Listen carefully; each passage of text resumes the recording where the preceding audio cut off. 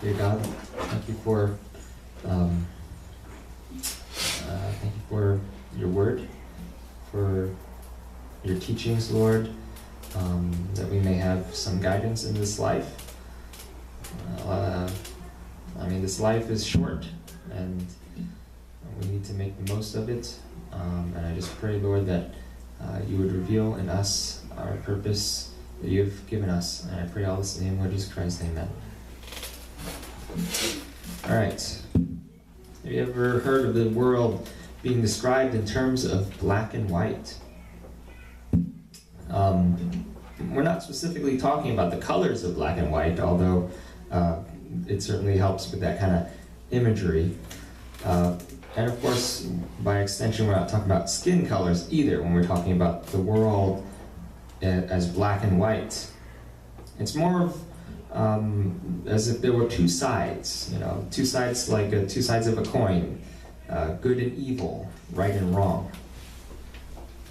When we're talking about such things, I don't think I can avoid talking about one of my favorite genres of video games, that is role-playing games. Now these games, these kinds of games come in all shapes and sizes. It's a vast genre encompassing a lot of variety. You have your usual medieval-style fantasy games with swords and elves and the like, as well as sci-fi epics that take place across the galaxy. You maybe take a ship and go around and explore the galaxy. Well, of course, it doesn't have to be so intense, right? As there are some RPGs of farming and golfing, anything you can think of. There's going to be something to role play about.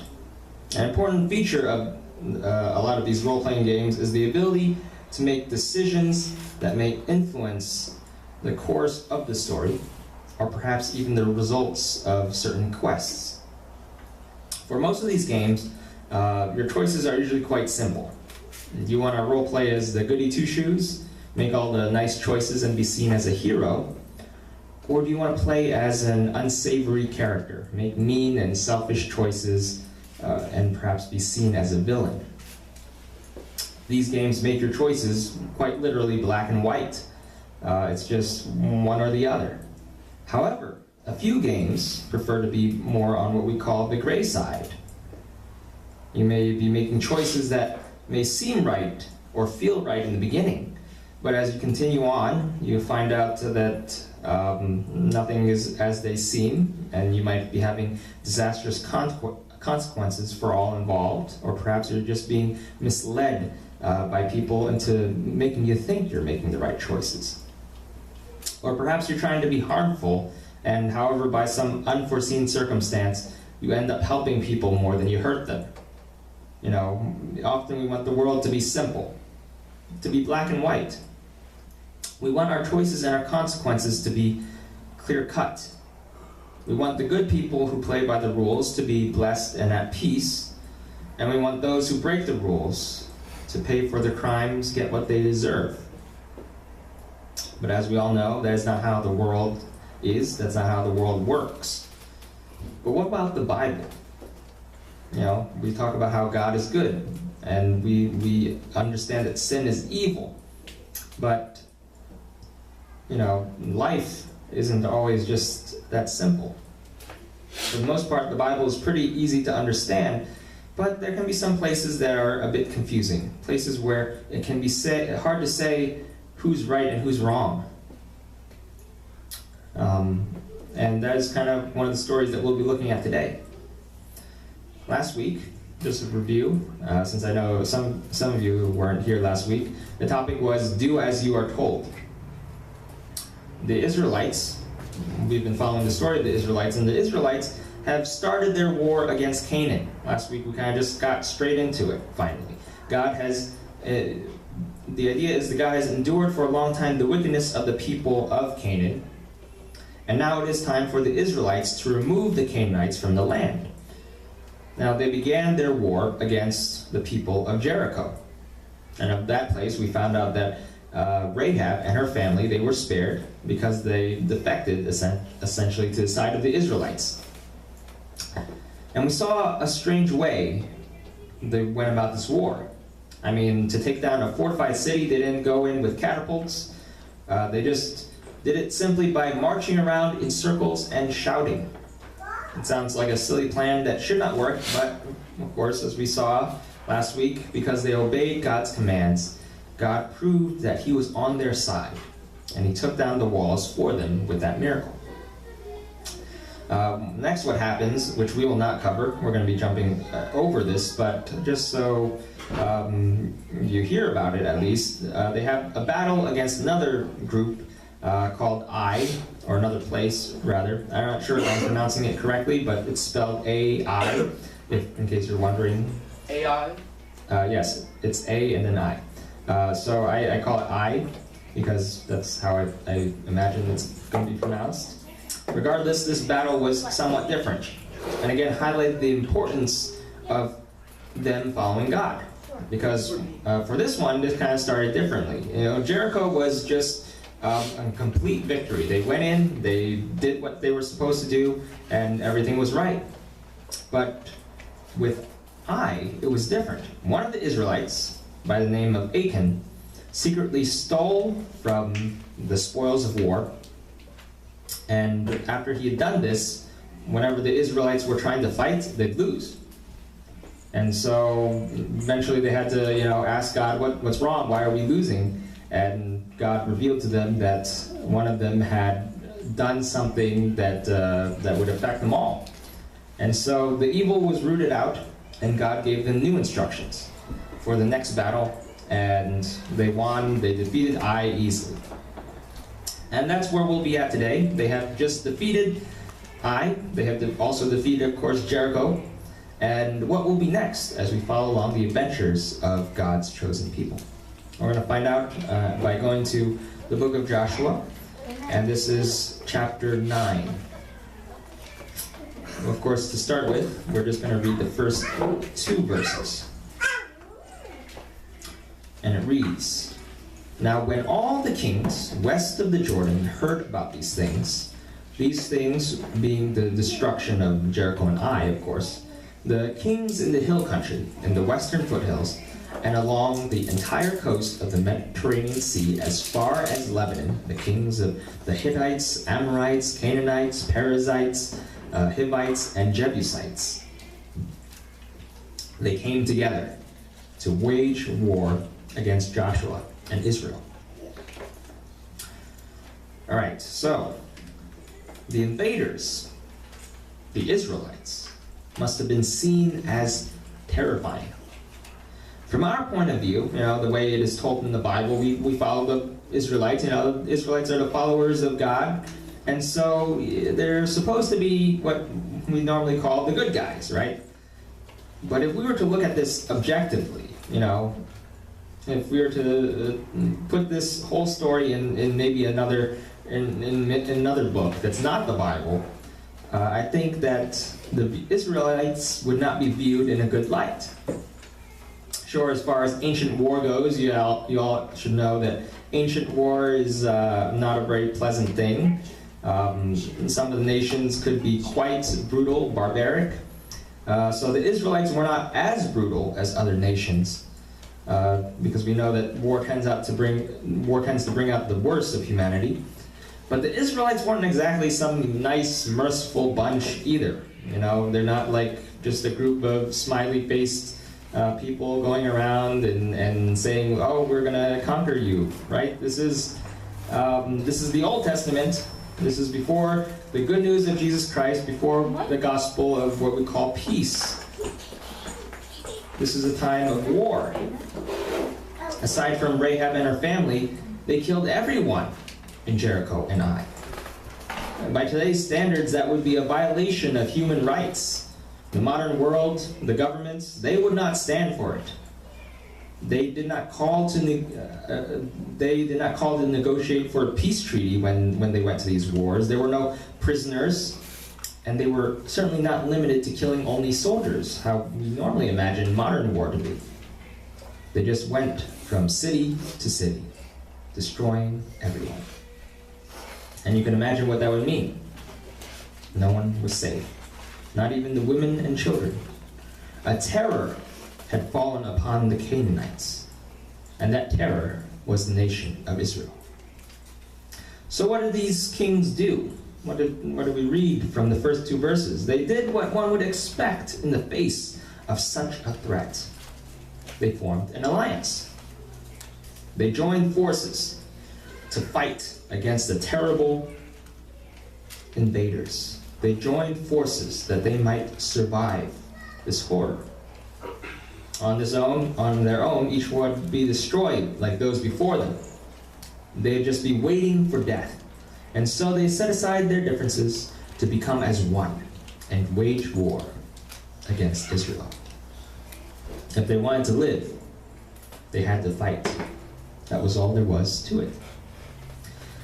But not everyone saw it this way. And this is where we'll continue the reading, verses 3 to 6. However, when the people of Gibeon heard what Joshua had done to Jericho and Ai, they resorted to a ruse. They went as a delegation whose donkeys were loaded with worn-out sacks and old wineskins, cracked and mended. They put worn and patched sandals on their feet and wore old clothes. All the bread of their food supply was dry and moldy. Then they went to Joshua in the camp at Gilgal and said to him and the Israelites, "We have come from a distant country. Make a treaty with us." The people of Gibeon, which we call the Gibeonites, they resorted to a ruse, as it says. They went to the Israelites with a fake appearance. They looked all worn out, dressed up in old, patched-up clothes. They brought only moldy, dry bread along with them. And you may be thinking, what's the purpose of this? How does this help? What exactly do they plan to do?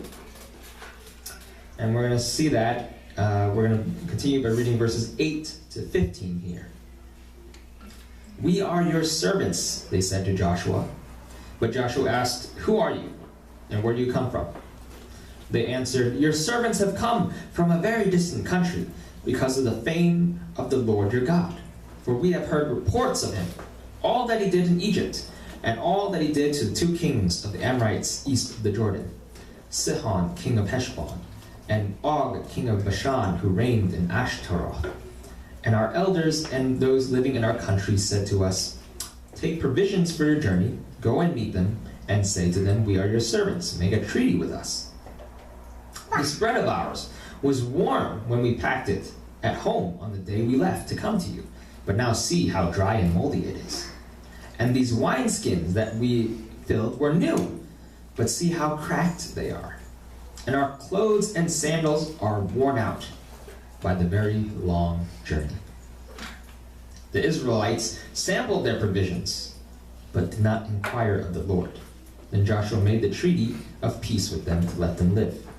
And the leaders of the assembly ratified it by oath. As we see here, their plan, the reason why they were all dressed up like so, and the reason why they're carrying around moldy bread, not because they like moldy bread, is because they wanted to appear like they were travelers from a very distant country. They wanted to make it look like, oh, we've been walking and going for a very, very long distance, and they were just some small group sent by a distant country to make peaceful relations with Israel, because they heard about Israel. Israel's famous. Looking at this, you can tell that they were very dedicated to this plan. They went all out. You know, their appearance, their clothes, their wineskins. They prepared everything so that when Joshua would check it out, they would be convinced. So that's what they did. And apparently it was convincing enough for the Israelites that Joshua, he was so convinced that he went ahead and made a peace treaty without asking God about it. However, 3 days later, just 3 days later, the Israelites found out that the Gibeonites were actually their neighbors. And you can imagine their surprise and their embarrassment. Since they had made the treaty, they took an oath before God that they would not harm the Gibeonites, they were bound by that oath. They were not happy about being deceived, because this meant that they failed God. God had given this mission: clear out all the inhabitants. And now they can't even do that. Let's finish the reading. 22 to 27. Then Joshua summoned the Gibeonites and said, "Why did you deceive us by saying, 'We live a long way from you,' while you actually live near us? You are now under a curse. You will never be released from service as woodcutters and water carriers for the house of my God." They answered Joshua, "Your servants were clearly told how the Lord your God had commanded his servant Moses to give you the whole land and to wipe out all its inhabitants from before you. So we feared for our lives because of you, and that is why we did this. We are now in your hands. Do to us whatever seems good and right to you." So Joshua saved them from the Israelites, and they did not kill them. That day he made the Gibeonites woodcutters and water carriers for the assembly, to provide for the needs of the altar of the Lord at the place the Lord would choose. And that is what they are to this day. As we see, the cat was out of the bag. They could not hide the deception any longer. I mean, they're neighbors, so eventually they're going to look and see, oh, why they're right there, right? So in return, however, it's not like they got scot-free. As a curse, they would be servants of Israelites, although it's specifically servants of God, right?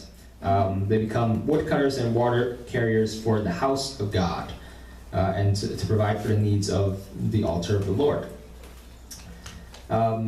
Regardless, Joshua asked them, "Why did you do this? What's the point of going so far? Why did you have to create this deception?" And when questioned, they revealed the truth. They did this out of fear. They did this out of desperation. They believed in the power of God. And they had heard the command to wipe out the inhabitants of the land. As we talked about with Rahab, they were very similar to Rahab. They knew. You see, the other kings, when they heard about this, they were afraid, right? But they decided to fight back. But for the Gibeonites, for them, they realized there was no point to fighting, because they would be fighting against God. Victory for the Israelites was assured. Fighting only delayed the inevitable. You either fight the Israelites and die, or you try to find some other solution. And for them, they realized that there was another solution, and that God was the key. The Israelites were not some mindless, brutal savages that would just randomly destroy everyone in their path, right? When they saw the Gibeonites, they talked to them, they wondered about them, right? They didn't just see a bunch of strangers and then just start slaughtering them. They knew that the Israelites, they were following orders. So the Gibeonites just had to make the Israelites swear peace before God. And it worked. At the beginning of this reading, we knew that the Gibeonites were tricking the Israelites. It said from the beginning that they resorted to a ruse, and we didn't know exactly why. I mean, when you first read this, they kind of seem kind of suspicious, don't they? I was wondering if the Gibeonites were perhaps plotting something nefarious, like maybe they were trying to just get on the good side of the Israelites, and then, bam, when the Israelites were least expecting it, they, poisoned them or something. Or maybe they were devising some plan to perhaps just kind of get on the good side and spy on the Israelites so that they could let the other kings know when it was right to strike a critical blow against their weakness. But it was not like that at all. When you actually read about the reason why they did this, it's hard to fault them. It's hard to blame them. They knew they were next on the list of people to be destroyed. I mean, they were neighbors, so it was getting close. And they knew it would be a losing battle. And they saw that as far as they could tell, there were no negotiations. Even if they wanted to ask for a peace treaty, they were afraid to do it normally because it didn't look possible, right? God's command was pretty clear. It didn't include a warning. to the nations. It was just a command to destroy. It's strange to think about, right? But even most villains in movies don't go that far. It's usually they usually tell them surrender or die, right? And even in the book of Jonah, when we talk about the Ninevites, they were told to repent or face God's wrath. They were given a choice. Usually they're always just given a choice right then and there. But here God didn't give them this option. So what choice did they have? Now there are several lessons that can be learned here. For Joshua made, of course, a big mistake. I mean, there's the verse that says that he ignored God before making the treaty. He was supposed to, if he's making any big decision, he's supposed to talk to God before making those decisions, but he didn't. So that's going to be one that's going to stick to him, make him remember forever that he should always inquire of God because of this big blunder. And of course, we see that Gibeonites also came under a curse. So that's a lesson for them. They can't expect to use trickery and deceit without facing any kind of consequence. But a lesson for us today is what the Gibeonites did and how it all worked out in the end. You know, like I said in the beginning, what happened here, it's not so black and white.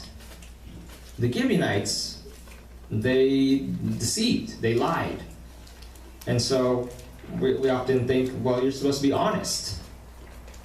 But they did it to save their own lives.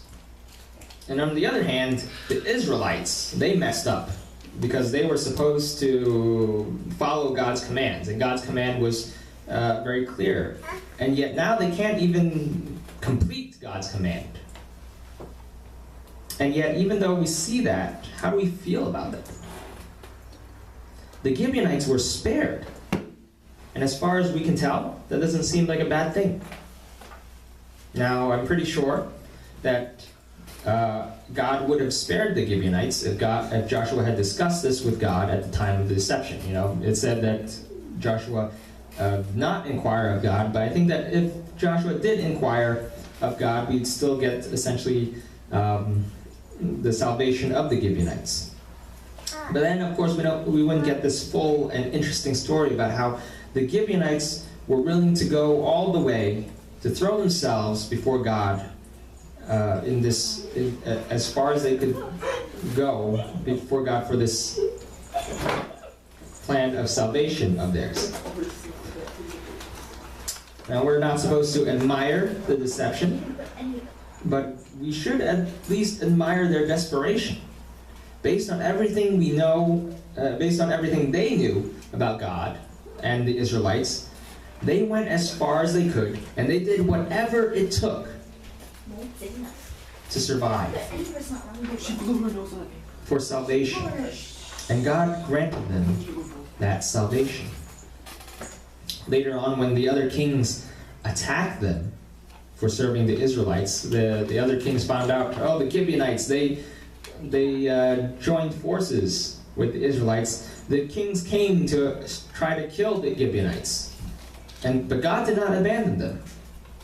He sent the Israelites to protect them. When King Saul tried to destroy the Gibeonites on his own, later Saul becomes king, and one of the things Saul does is he tries to exterminate the Gibeonites because they're not Israelites.